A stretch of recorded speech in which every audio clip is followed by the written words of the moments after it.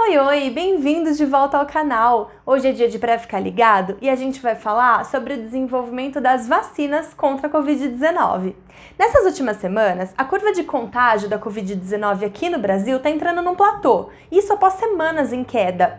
Só que você sabe o que significa isso? Provavelmente o início de uma segunda onda. Conforme já está acontecendo em países da Europa, é esperado que haja esse aumento no número de casos novamente. Na realidade, essa situação é relativamente comum em pandemias. Já era o esperado.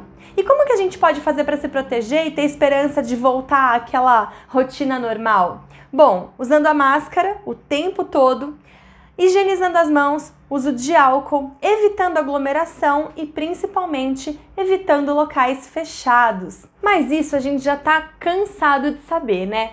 E a gente também tem que torcer para que as vacinas estejam prontas, sejam seguras e eficientes e possam ser distribuídas o mais rápido possível para a população. Infelizmente, ainda há um longo caminho a ser percorrido e eu particularmente acho inviável que ocorra a vacinação da população antes do meio do ano que vem, mas os resultados dos testes são muito promissores. Hoje, então, no Pra Ficar Ligado, eu vou atualizar vocês sobre as vacinas, os riscos e a segurança da gente tomar. Então vem comigo que é depois da vinheta.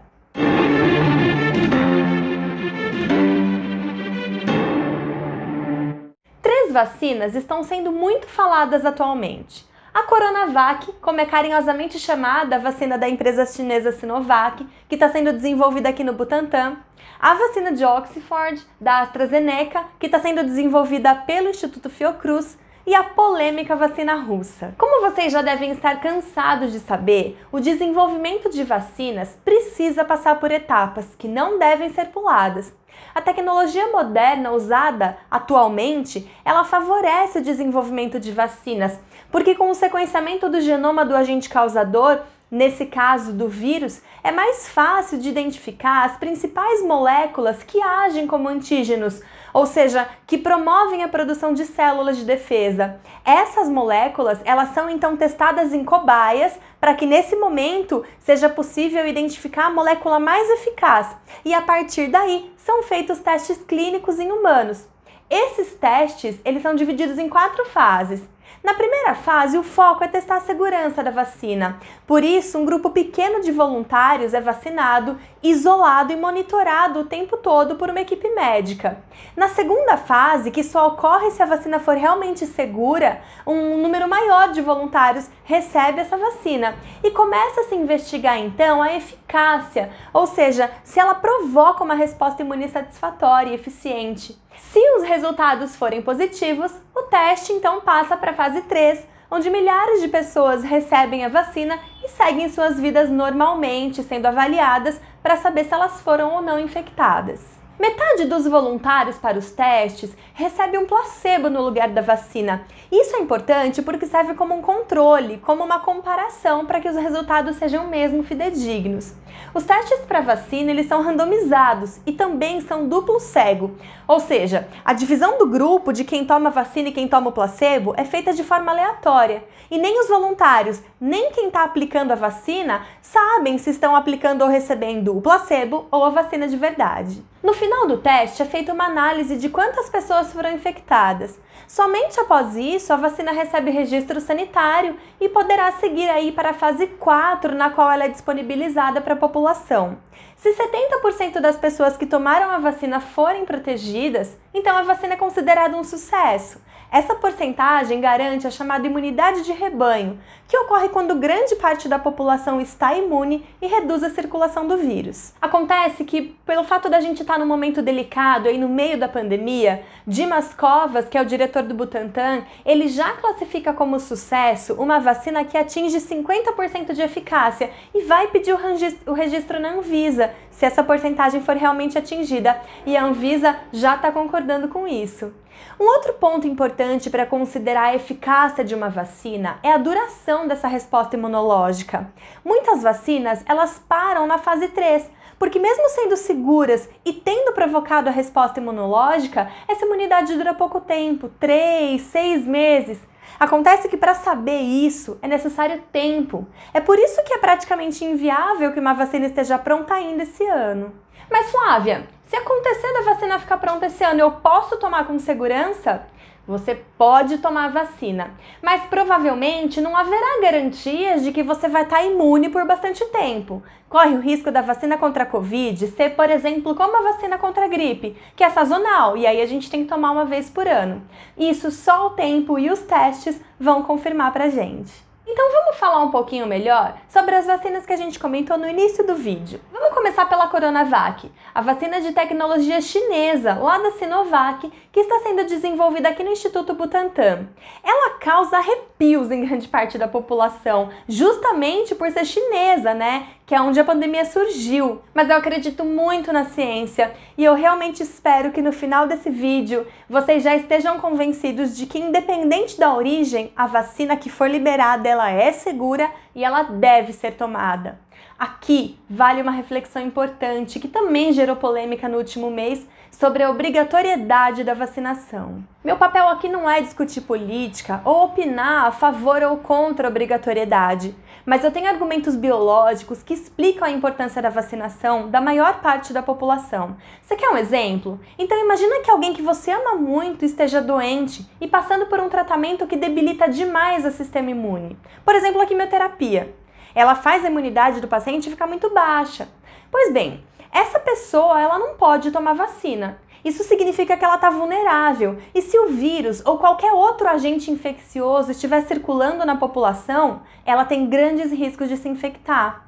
Como o sistema imunológico dela está debilitado, os riscos de morte acabam sendo altos. Essa situação também acontece com pessoas que têm doenças autoimunes e não podem tomar vacina, com pessoas que têm alergia a determinados componentes usados na produção das vacinas.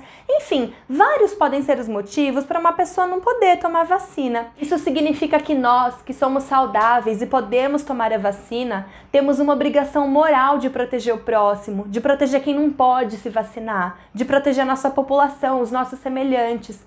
Me entristecem os pensamentos egoístas e sem embasamento científico. Mas enfim, vamos voltar à Coronavac. Ela é uma vacina que usa uma tecnologia super conhecida e antiga, que usa um vírus inativo. Esse vírus, que é vivo, ele pode ser inativado por substâncias químicas ou até pelo calor. E por meio de fragmentos desse vírus é que a vacina é feita. Quando ela é introduzida no organismo, ela não tem capacidade de gerar efeitos negativos na pessoa, mas ela vai ser suficiente para que o sistema imunológico da pessoa produza as células de defesa. Além de ser eficiente no organismo, ela também previne a transmissão, porque ela provoca a produção dos chamados anticorpos neutralizantes. Esses anticorpos, eles grudam no vírus. E quando as gotículas de saliva ou respiratória são eliminadas por alguém, o vírus que está saindo junto, ele não tem capacidade de infectar outra pessoa, porque ele está envolto por esses anticorpos neutralizantes. E isso é muito positivo, porque diminui o poder de transmissão. Os resultados da Coronavac até agora têm sido bastante positivos, inclusive gerando uma resposta imunológica muito boa em idosos. Dos 9.000 voluntários que foram testados, apenas 35% apresentou algum tipo de efeito adverso e de forma leve, como dores e inchaço local, dor de cabeça, fadiga. Nenhuma reação foi considerada grave. A tecnologia, que é antiga, usada, por exemplo, em vacinas contra a gripe, ela torna a vacina bastante segura. Já é uma tecnologia bem conhecida. É claro que toda vacina pode apresentar algum risco, mas a aprovação dela depende desse risco ser muito pequeno e de os benefícios serem muito maiores. A Anvisa pega pesado com relação à segurança e certamente a vacina não estaria na fase 3 se ela não fosse segura. Existe outro ponto importante que garante a confiabilidade na segurança da vacina. Muitas pessoas estão se questionando sobre a segurança porque a mídia divulga que as vacinas levam cerca de 10, 15 anos para serem aprovadas. Então, olha só alguns argumentos. De fato, as vacinas demoram esse tempo para ficarem prontas, mas isso é em grande parte por questões burocráticas. Doenças negligenciadas, como por exemplo a leishmaniose, entre outras, elas que são consideradas endemias, né? Ou seja, elas ocorrem com uma frequência constante em um determinado local, uma determinada região, né? E aí, por isso, elas acabam sendo relativamente controladas. Então, elas não despertam o interesse de laboratórios e empresas para investirem tempo e dinheiro. Outro ponto importante é que, em meio à pandemia, absolutamente todas as instituições de pesquisas do mundo estão voltadas ao mesmo objetivo, unindo esforços, compartilhando conhecimento e tecnologia para encontrarem uma solução para enfrentar a Covid-19. Além disso, a Covid é causada por um tipo de coronavírus que é uma família de vírus já bastante conhecida da ciência. Surtos com a SARS e com a MERS em 2002 e 2012 foram causados por vírus dessa família, o que deu um know-how importantíssimo para a ciência. Ou seja, a parte mais inicial, o pontapé inicial do desenvolvimento das vacinas já havia acontecido naqueles surtos anteriores. Algumas vacinas só não foram para frente porque o surto teve fim. Então não faria mais sentido juntar esforços e gastar dinheiro para resolver esse problema que já foi resolvido de forma natural. Mas e quanto aos riscos? Bom, como eu disse anteriormente, sempre há um risco. Ele é pequeno, mas ele existe. É como tomar um remédio. Se você ler a bula, você vai estar ciente dos efeitos adversos que esses remédios podem causar. Mas quando uma vacina é aprovada, assim como um medicamento, isso significa que os benefícios são muito mais importantes e relevantes do que os efeitos que ela pode causar. No caso de vacinas de vírus atenuado, enfraquecido, como é o caso da Coronavac, as pessoas imunodeprimidas, que são as que fazem tratamento como, por exemplo, a quimioterapia, ou que usam corticoides, ou ainda pessoas soropositivas, não devem tomar vacina. Um outro efeito pouco comum, mas que pode causar um susto, é a capacidade de um vírus atenuado reverter e se tornar ativo dentro do organismo. Se isso acontecer, ele pode ser capaz de causar a doença, mas isso também é um efeito com pouquíssima probabilidade de acontecer. Essas vacinas de vírus inativo geralmente não induzem uma proteção muito alta, então é necessário que outros componentes estejam presentes na vacina para induzir a produção mais eficiente de anticorpos. Hoje já se sabe que a proteção mais eficaz contra a Covid envolve, além dos anticorpos, a produção de células T. São glóbulos brancos que eliminam os patógenos, agem em conjunto com os anticorpos. É como se o anticorpo segurasse o patógeno, o vírus no caso, e as células T eliminassem ele. Nessas vacinas, a produção de células T ela acaba ficando muito aquém do esperado. Elas são até boas para produzir anticorpos, mas não para ativar esses outros componentes do sistema imune. Isso faz com que seja necessário tomar mais de uma dose da vacina, e isso torna o processo mais caro e diminui a viabilidade de vacinar a população num curto prazo. Agora deixa eu te contar um pouquinho sobre a vacina da Oxford, a grande aposta do governo federal que está sendo desenvolvida aqui pela Fiocruz. Essa vacina usa uma tecnologia mais nova, é uma tecnologia de nova geração aí de vacinas. Ela foi bastante estudada contra a SARS e consiste no uso de vetores virais, ou seja, transforma-se um vírus que é um vírus inofensivo. Nesse caso, é utilizado um adenovírus que infecta chimpanzés. E esse vírus ele é transformado num carreador ou num vetor, ou seja, alguém que pode levar uma informação genética para as células do nosso corpo. Então eles carregam um pedaço do novo coronavírus, do SARS-CoV-2, em especial um pedaço da proteína S, que é aquela proteína da espícula que permite a entrada do vírus na célula humana. O adenovírus leva essa proteína para o corpo e o corpo, as células produzem anticorpos para combatê-la. Ela é uma vacina muito promissora, apesar de não haver nenhuma vacina ainda licenciada que usa essa tecnologia. Ela é bastante segura, já que não usa o coronavírus como um todo, e sim um segmento do seu material genético. E até agora, houve bons resultados com relação à resposta imunológica que foi criada. Também é uma vacina que reduz a transmissão do vírus, porque ela também provoca a produção de anticorpos neutralizantes e obteve uma resposta imunológica satisfatória em idosos. Essa vacina teve uma interrupção dos testes devido a um paciente que apresentou um sintoma grave. Ele teve mielite transversa, mas ele já está bem, já está se recuperando e não há grandes evidências de que essa situação tenha sido provocada pela vacina. E aí, em outubro, deu-se início o processo de registro na Anvisa dessa vacina. E a expectativa dos pesquisadores é que ela seja aprovada até fevereiro de 2021. O chefe de testes da Oxford disse que ele espera que os resultados de teste de eficácia possam estar prontos até o fim desse ano e disse que doses das vacinas já estão sendo fabricadas. Bom, eu tô aqui te garantindo que a vacina é segura e tudo mais, e você deve estar se perguntando sobre o médico que morreu após tomar a vacina, né? Pois então, não se sabe se ele era do grupo que tomou a vacina ou do grupo que tomou o placebo. Isso é um ponto importante. E isso não vai ser revelado ainda, para que não tenha nenhuma interferência nos resultados finais. Porém, pode-se supor algumas situações.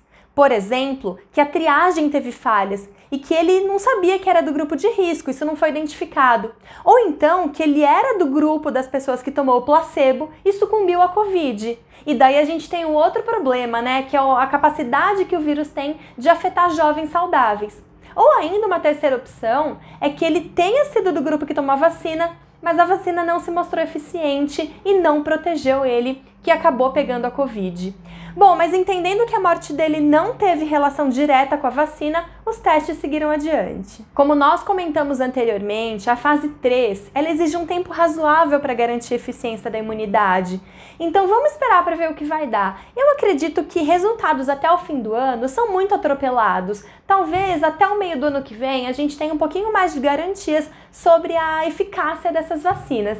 Bom, eu espero que esse vídeo tenha tido informações claras o suficiente para você ficar tranquilo com relação à segurança das vacinas. Acredite na ciência e pode ter certeza que a Anvisa só vai liberar a vacina que realmente for segura e eficaz. No mais, devemos esperar os resultados, lembrando de manter o distanciamento social, higienizar as mãos, usar sempre a máscara. Procure voltar à rotina, mas de uma forma mais segura, fazendo atividades que não causam aglomeração e que sejam ao ar livre. Qualquer dúvida, escreve aqui para mim nos comentários, que eu vou ter um grande prazer em te ajudar. Foi um prazer, muito obrigada pela companhia, até o próximo!